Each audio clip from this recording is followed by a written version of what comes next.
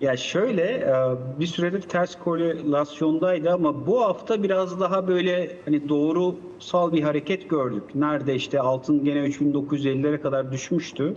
Petroldeki o 85'lerden 100 dolar hareketinde bir dönemde altında katıldığını gördük. İşte 4180'lere kadar bir tepki aldık. Oradan tekrardan bugün faizlerdeki çok sert yukarı gidişle beraber altında tekrar bir realizasyon içerisindeyiz. Yani altının yeniden o rally'e başlayabilmesi için bence bu faizlerinin ve faiz beklentilerinin artık ağır ağır normalleşiyor olması lazım. Eğer faiz beklentileri halen yüksek kalırsa, yani faiz artırım beklentileri, aynı zamanda 2 yıllık faizler yine bu 4.35-4.40 bantlı seviyesinde kalırsa altında o net bir trend göremeyeceğiz diye düşünüyorum. Bunun için biraz daha yılın son çeyreğini beklemek gerekiyor gibi duruyor. Ama şu aşamada 4.000 doların altına gelmiyor olması bence hani yatırımcı açısından biraz daha olumlu bir haber gibi bakmak lazım.